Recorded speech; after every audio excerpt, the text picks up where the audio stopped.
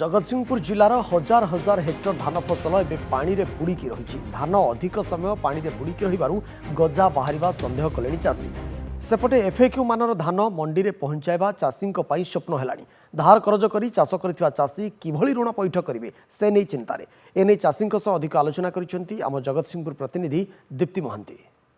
आम आज शासन काम पहुंचीचु आम देखा बेलू चाषी बर्तमान धान जो धान को धरी जो भाव दुखरे चिंतार बस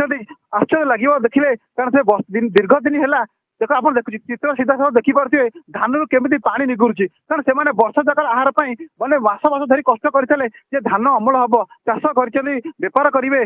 दी पैसा रोजगार करेंगे पिला छुआ चलिए कि आमर किसी अच्छा पचारि बुझे चाषी धान एभली अवस्था केमती भावुँ चलिए देखो आज्ञा ये कौन बर्तमान जो आकार रे पानी बहुची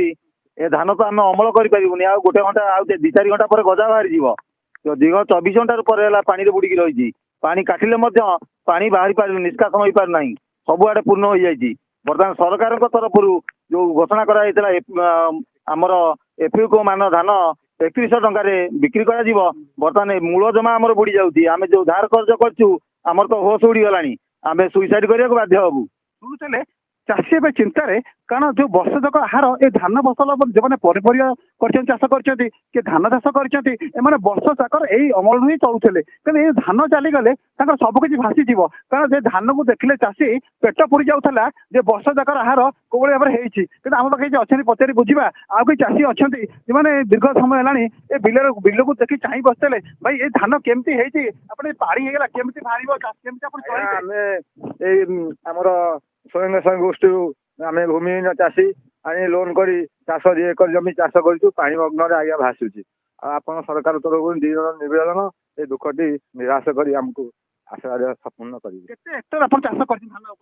आज्ञा 3-4 एकर जमी चाष कर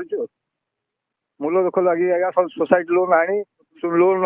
आनिक सब बुड़ी आज्ञा अच्छी आपण मैंने सरकार को आम निवेदन केते आमको सहायता देवे केते पानी जमी की आज्ञा बिलर आंठुए पानी भंडाई पानी आमर अच्छी आपन तो देखि पार्टी बिलर आग आसुँच सरकार तरफ देखी विचार करेंगे आप सीधा चित्र देखुवे पानी केमी निगुरुची धान आप देखिपे ए धान आउ सी कहया कथा आउ जब गोटे दिन पर एमती पानी रहे 2 दिन रहे धान गजा हवाटा निश्चित रूपे धान गजा है माने धान नष्ट हो गला आउ कि करहबन आम चित्र देखो तो केते पानी आप देखुं ए पानी भितर ए धान ए बुड़ी रोचे माने धान गजा हवाटा निश्चित बोली समस्त चाषी मैंने चिंता प्रकट कर मुदुपुर पंचायत शासन गाँव दीप्ति महांती नंदी गोष्ठी भी।